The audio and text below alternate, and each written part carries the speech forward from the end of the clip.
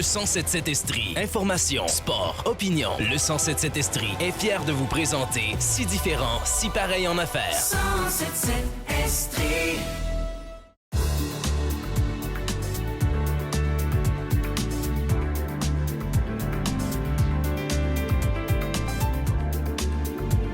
Bienvenue à votre émission Si différent, c'est pareil en affaires, une émission qui vous permet de découvrir des entrepreneurs issus de l'immigration et des entrepreneurs de la société d'accueil. Aujourd'hui, nous allons rencontrer Michaela Vraskiak de Mishka Tisane Fruitée, mais tout de suite, allons voir Martine Belrose de Le Miel d'Abi.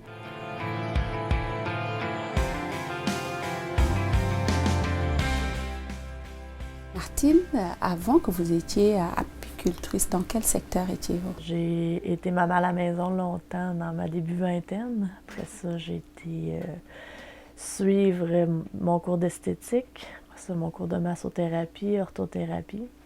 Puis j'ai ouvert ma clinique d'orthothérapie ici, là, à la maison, pour pouvoir faire une combine enfant-travail.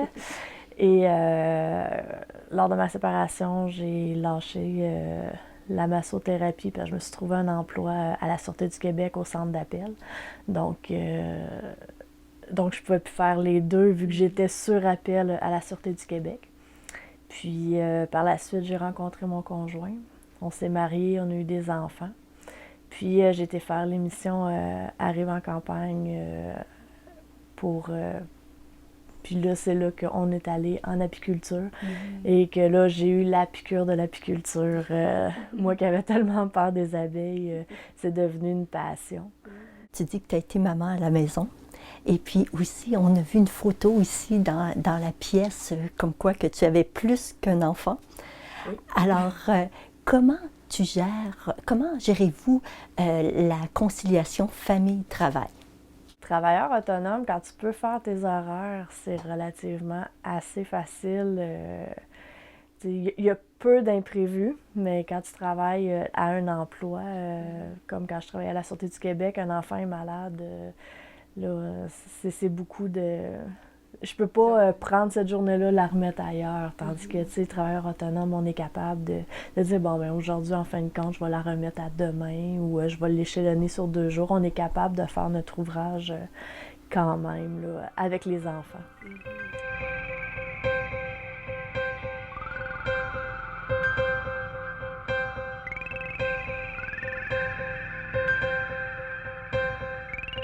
J'ai juste envie de revenir sur cette histoire d'amour entre les abeilles qui n'existait pas avant. Non. C'était vraiment le contraire. Ouais. Est-ce que vous pouvez nous raconter un peu comment ça s'est déroulé? Quand Stefano Faita est arrivé chez nous ici, il nous a dit qu'on s'en allait dans une miellerie. J'ai eu chaud, je voulais canceller le contrat. Moi, là, les guêpes, les abeilles, je savais même pas la différence. Je voyais ça, je me fermais les yeux, je me mordais la langue, puis j'attendais que ça parte autour de moi. J'avais une peur bleue. Donc, quand j'ai appris là, qu'on s'en allait dans une miellerie, non, là, on le voit très, très bien à la télévision que je viens blanche. Sauf que quand on est arrivé dans les ruches, tu sais, avec les enfants, ça bouge, on est tout le temps. Puis j'avais des petits bébés là, dans ce temps-là. Là, j'en avais un de 2 ans, l'autre de 4 mois, je crois, dans ce temps-là. Donc, tu sais, ça bougeait là, en masse. Puis, c'est sûr, quand je suis arrivée dans les ruches, le côté zen, le côté... tu sais, c'est sûr qu'on était très, très bien habillés. Donc, ça l'enlève un petit peu la peur. Mais le côté zen, le côté calme, l'odeur, tout, là, je suis revenue, là, passionnée de ça. Puis, c'est ça. Passionnée au point de... Au point de m'acheter des ruches. Au début, je disais à mon chum que je voulais avoir une ruche. Fait que mon chum me dit « Ah, ouais, tu sais. » Puis le tournage avait été dans le mois d'octobre. Donc, en janvier, j'avais commencé un petit cours d'initiation à l'apiculture. Puis, il nous disait, c'est 4 ruches qu'il serait mieux pour... Fait que là, je suis arrivée à la maison, puis j'ai dit ça à mon chum. Fait que là, mon chum, il se vire les yeux à l'envers, il dit « OK, 4 ruches. » Fait qu'on est allé acheter 4 ruches, on a fait ça. Puis dans l'été, j'ai commencé. Puis je me suis ramassée avec 8 ruches. J'ai continué. Mais à partir de ce moment-là, là, je me suis rendu compte que c'était plus juste une passion, là, c'était vraiment ce que je voulais faire dans la vie.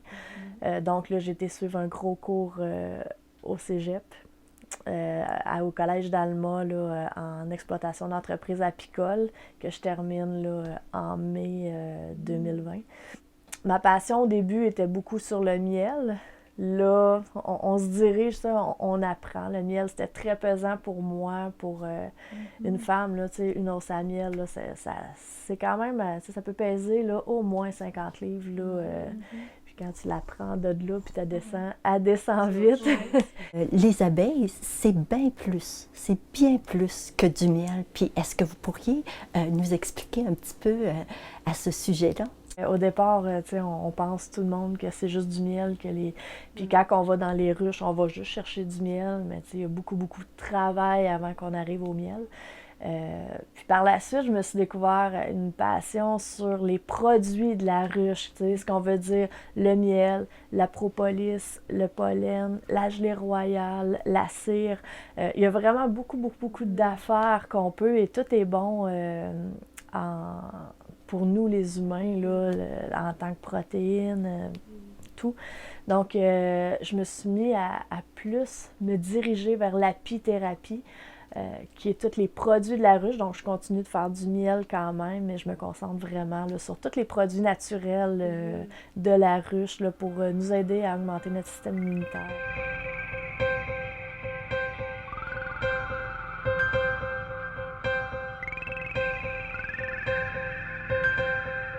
Puis selon toi, Martine, quelles sont les plus grandes forces d'une entrepreneur? C'est d'être organisé. Je trouve qu'il faut avoir un horaire strict. Puis être à la maison, ce que je trouve dur, c'est de dire « Ah, ben aujourd'hui, en fin de compte, il fait beau, on va faire, on va s'en aller là. » Non, il faut que qu'est-ce qu'on a... on a prévu, il faut le faire, comme si on était cédulé de 8 à 4. C'est ce que je trouve qu'il faut avoir, parce que sinon on retarde, puis là on arrive au bout, comme moi, mettons dans le mois de septembre, puis là, je cours après mon temps, puis que là, j'ai plus le temps de rien faire. Quels sont les plus grands défis que vous avez eu à vivre dans votre parcours entrepreneurial? Ça a été... autant financier que, on travaille aussi avec des animaux. On a beau dire que c'est des insectes, mais les insectes, les abeilles, ils ont la même protection qu'une vache, un cochon, là, au nom du MAPAC. Là. On n'a pas le droit de laisser une ruche toute seule. On a vraiment des responsabilités face à ça. Moi, les gros défis que j'ai vécus par rapport à ça, ça a été ma 2e année que j'ai perdu presque toutes mes ruches. Il m'en a resté une. Donc, j'ai été obligée de me repartir. Fait que côté financier, c'est vraiment beaucoup dur. L'été passé, j'ai eu un ours dans mes ruches. Donc, on travaille avec la nature. Donc là, c'est encore un gros montant d'argent que j'ai perdu parce que les ruches qui sont mortes à cause de l'ours, ben, c'est des ruches qui ne me donneront pas de miel, pas de pollen, pas de... Donc, c'est un gros... travailler avec la température. La température, c'est beaucoup, là. On disait tantôt qu'il fallait être cédulé, mais s'il mouille ou il y a un orage, je ne peux pas aller faire mes inspections de ruches parce que là, la ruche va être pleine d'abeilles, il faut que j'attende. Donc, c'est ça, c'est l'organisation, d'être capable de se revirer de bord aussi. Et malgré ces défis, à quoi vous vous accrochez comme entrepreneur très rapidement? Bien, une chance que j'ai une bonne passion. C'est pas mal la passion qui fait que je continue là-dedans. Puis, année après année, l'année que j'ai perdu toutes mes ruches, c'est aussi de l'apprentissage parce que je ne mettrai pas ça sur le dos de la température, de la mauvaise hiver, de l'automne qui est arrivé de bonne heure. Non, moi aussi, j'ai des responsabilités. J'ai probablement pas fait les bons traitements. J'ai pas probablement bien nourri mes abeilles. C'était ma 2e année, donc on apprend, mais on apprend quand ça nous coûte cher, on apprend très vite. Fait que les années, comme l'année passée, je le sais que tout était bien fait, mes traitements, les abeilles étaient bien nourries, donc on apprend.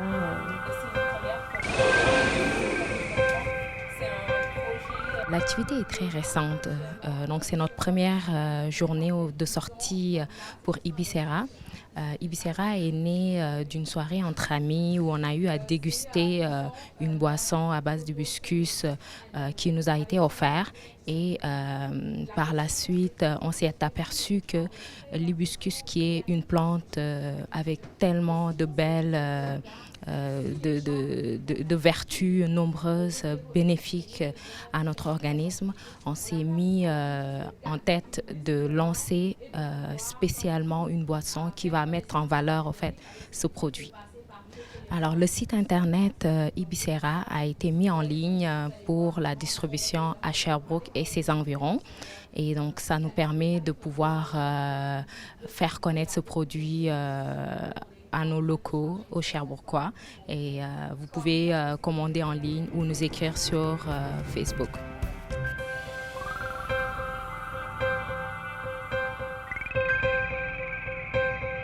L'activité d'aujourd'hui, qui est le lancement de Liaison Réseau d'affaires, c'est vraiment une bonne opportunité pour nous, les entrepreneurs, parce que ça nous permet de montrer notre potentiel et de nous mélanger à une diversité, parce qu'on rencontre des personnes de différents domaines avec des expertises incroyables. Donc, c'est vraiment une richesse pour nous.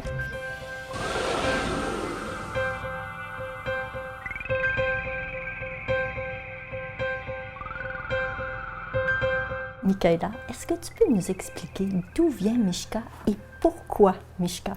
Oui, en fait, c'est très, très simple. Mishka, c'est le surnom que ma mère me donnait quand j'étais toute petite. Mon nom est Michaela, donc rapidement, Mishka est devenu le nom appelé par ma mère, tout simplement. Puis, pourquoi ça se retrouve sur mes peaux? C'est bien simple, c'est qu'à la base, moi, je ne lançais pas une entreprise. J'ai juste voulu créer un produit qui était vraiment génial, que ma mère avait l'habitude de nous faire quand on était toute petite. Puis, j'ai été chercher l'information, savoir comment qu'elle faisait ces fameuses tisanes quand on était petite. Puis après ça, j'étais allée à l'épicerie, j'ai acheté plein de fruits, des pots et tout, et je me suis mis à vraiment faire des tests de préparation. Puis ça m'a pris un petit bout de temps avant de sortir. Vraiment, moi, je voulais dans ma tête 3 saveurs très différentes, 3 couleurs très différentes. Et puis, je suis partie avec cette idée-là.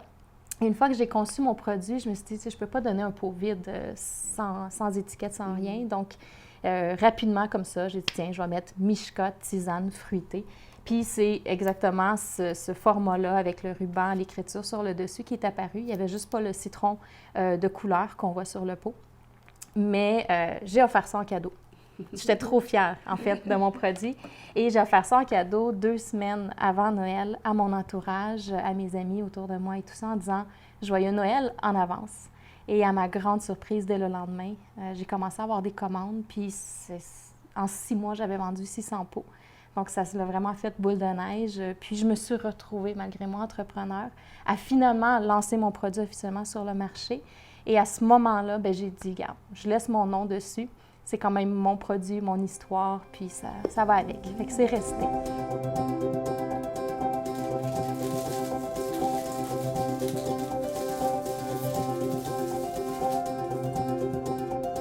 Depuis quand vous êtes arrivée au Québec ou est-ce que vous êtes née ici? Je suis une Québécoise dans l'âme. Je suis arrivée à l'âge de 3 ans à Sherbrooke directement. Je suis née en Slovaquie, qui se retrouve à être l'ancienne Tchécoslovaquie. Aujourd'hui, on appelle ça la République tchèque et la Slovaquie. C'est vraiment 2 pays différents. Qu'est-ce que vous avez trouvé le plus difficile dans votre parcours entrepreneurial? Le plus difficile, c'est la confiance en soi. Tu sais, on est ouvert quand on démarre une entreprise, ou même quand, j'imagine, on hérite d'une entreprise parce qu'on l'achète ou parce qu'elle vient de nos parents. Il y a tellement de choix, de décisions à prendre, de possibilités, de virages à prendre, à savoir vers où je m'en vais, qui je veux vraiment servir, de quelle façon je vais le faire. Il y a tellement de décisions. On a l'impression à chaque fois d'avoir une multitude de choix à faire en disant, bon, qu'est-ce que je choisis? Puis on se dit, OK, je vais choisir d'aller dans cette direction-là. Et une fois qu'on est dedans, on se rend compte qu'on a encore une multitude. OK, mais dans cette direction-là, où est-ce qu'on va plus loin? Puis c'est de se faire confiance pour oser, pour essayer. Puis moi, régulièrement, il faut que je me dise, si c'est pas la bonne chose, je vais m'en rendre compte, puis rendu là, il n'est jamais trop tard, on peut toujours changer, tu sais. Il y en a qui décident de retourner à l'école pour changer de carrière, rendu à 30, 40, 50 ans. On peut toujours s'ajuster, s'adapter et carrément faire un virage quand on se rend compte que... Mais c'est dur de dire, je dois prendre une décision maintenant, puis est-ce que c'est la bonne? Fait que c'est là, moi, mon challenge personnel, là, vraiment. Puis, qu'est-ce que vous aimez le plus dans qu'est-ce que vous faites? J'aime la liberté que ça me procure. C'est sûr que là, c'est tout petit. Mishka, c'est mon petit bébé, c'est très artisanal. J'ai pas une usine devant moi à gérer. Donc, mes décisions et tout ça, je suis vraiment impactée. Je suis vraiment dans tout, que ce soit en production, que ce soit à la vente, quand je fais mes événements, de rencontrer les gens, de parler avec eux, d'avoir directement leur réaction. Moi, ça m'alimente énormément. J'aime beaucoup créer aussi, j'aime beaucoup travailler de mes mains. Donc, de là, avec soin, j'écris vraiment toutes mes choses à la main, mes rubans et tout. J'aime faire ces tâches-là qui sont un peu moins réfléchies, mais avec la dextérité, la petite précision, la petite touche magique, là, je trouve ça le fun aussi. Il y a quand même plusieurs éléments qui font que j'aime l'idée que Mishka, c'est une petite entreprise parce que ça me permet de toucher à tout. Cette liberté-là est vraiment appréciée dans mon cas. Là. Quelles sont les forces d'une entrepreneur? D'oser, vraiment. Dans l'entrepreneuriat, quand on a des produits, des choses, il faut avoir cette qualité-là de dire, vraiment, je travaille le mieux que je peux. Est-ce que dans une vie antérieure, vous avez été entrepreneur? Non, c'était pas du tout dans mon idée, dans mon plan de vie. En même temps, Dieu a bien fait les choses. Je me suis retrouvée à, sans le savoir, suivre un chemin qui m'a permis d'étudier en administration, en comptabilité, de travailler au service à la clientèle dans une usine, de devenir planificatrice de production. Donc, j'ai géré tout ce qui était la gestion de l'usine, puis c'est une grosse usine. En fait, j'en ai fait 2. La deuxième, j'ai eu la chance de t'avoir comme cliente, Christine. C'était tellement un privilège. Mais on ne s'était jamais vu, donc je suis vraiment contente de te voir aujourd'hui.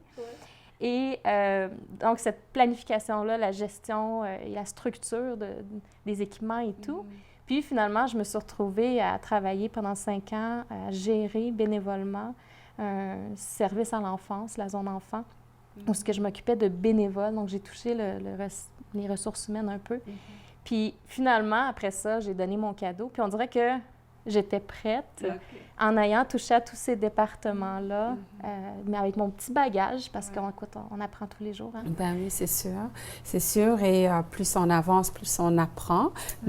Est-ce qu'il y a toutefois des choses où vous trouvez que ça reste difficile, où il y a un défi encore qui est présent? Mon défi, c'est les réseaux sociaux. Je vois autour de moi énormément d'entreprises qui utilisent les réseaux sociaux pour se faire connaître. C'est un moyen qui est super efficace. Autrefois, les gens faisaient du porte-à-porte. Hein? On avait régulièrement des gens qui venaient cogner à nos portes pour nous vendre quelque chose. Aujourd'hui, tout est sur les réseaux sociaux. Et j'aime avoir le contact avec mon client direct.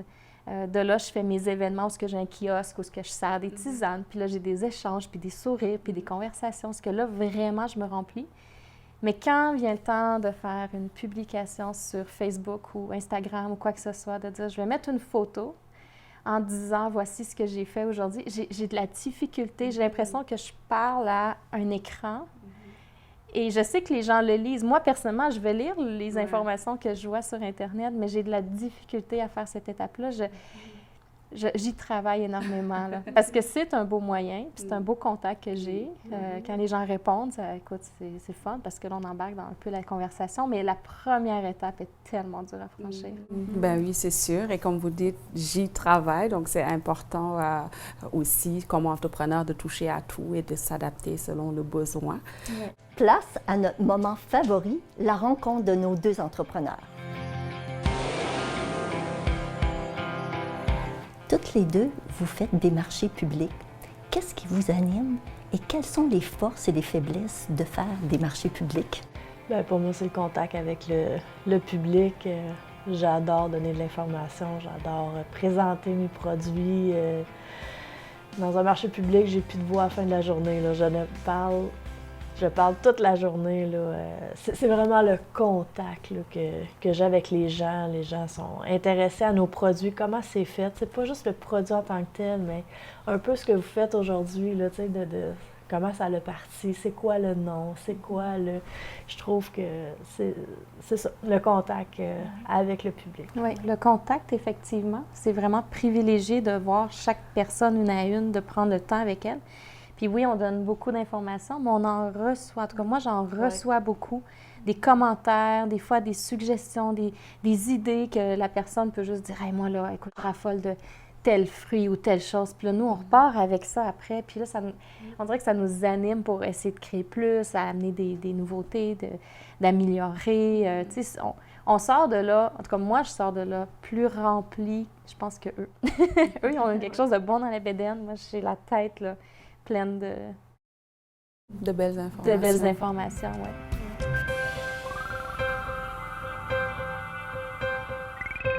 Où vous voyez-vous dans 10 ans? Avec plus d'employés, avec plus de points de vente ou aucune de ces réponses? Moi, ça va être un petit peu plus gros probablement. J'aime apprécier chaque instant, chaque étape. Là, je savoure le fait que c'est tout petit.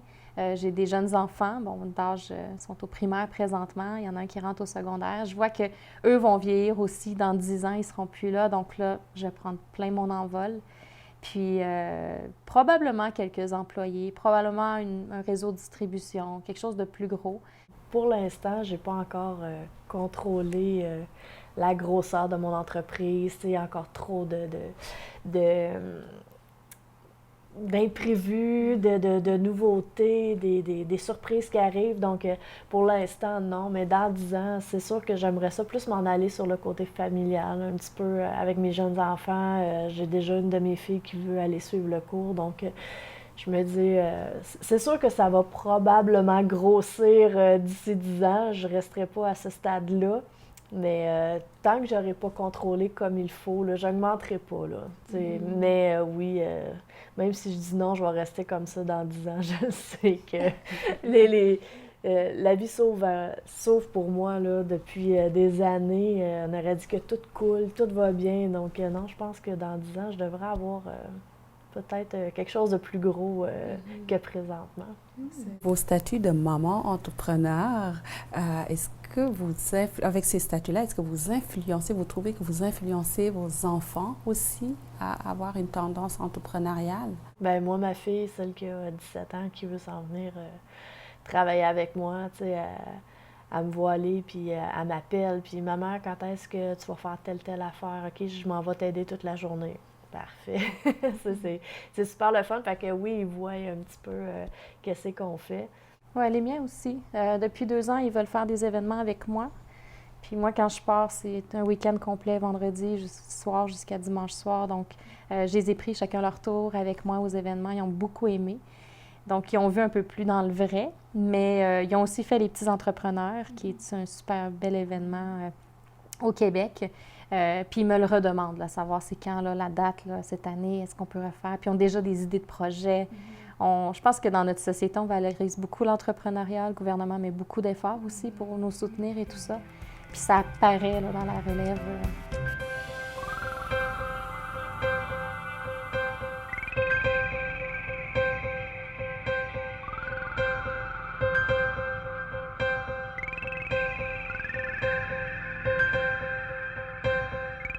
On nous a soufflé, on ne sait pas c'est qui nous a soufflé ça, mais il paraît que vous êtes allés beaucoup dans vos propres maisons. Il y en a même qui piquent les garages de leurs conjoints. Est-ce que c'est vrai? Hey, on n'a pas le choix de débuter. Hein? Donc, tu as une belle idée, tu as un beau produit, tu as un beau projet, puis là, tu as des normes à respecter. Donc, oui, moi, il a fallu que je sacrifie ma chambre des maîtres.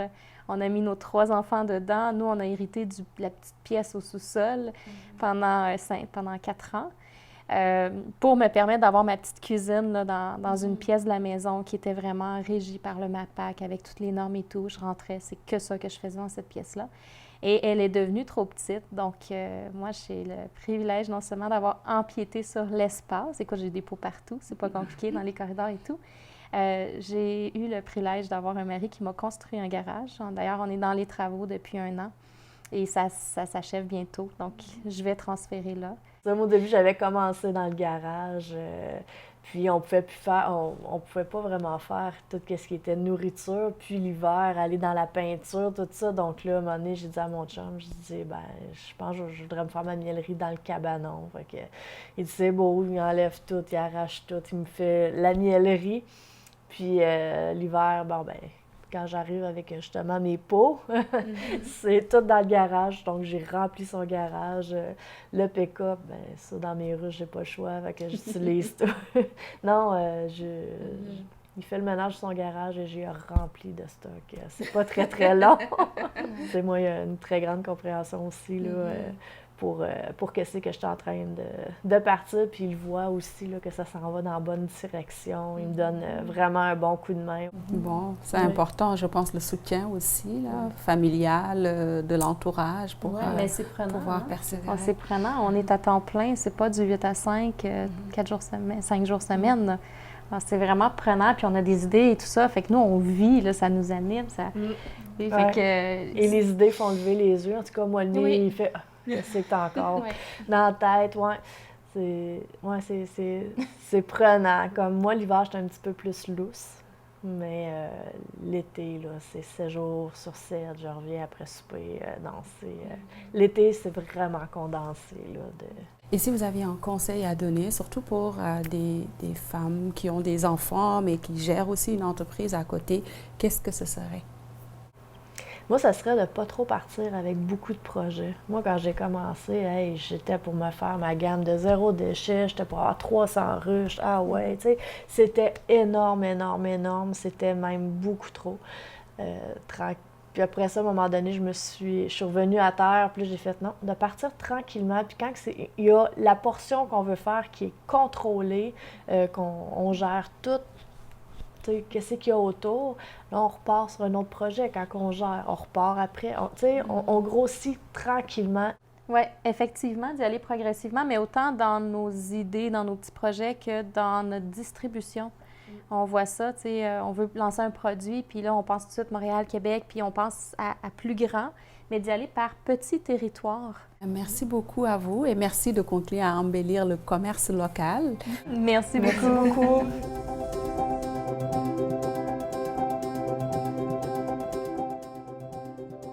Aujourd'hui, nous avons pu voir 2 entrepreneurs qui, certes, ont de jeunes enfants, mais développent parallèlement leur entreprise. Nous avons aussi remarqué l'attachement aux produits faits de façon artisanale, même si l'entreprise connaît une certaine croissance. Nous vous remercions et vous disons à la prochaine.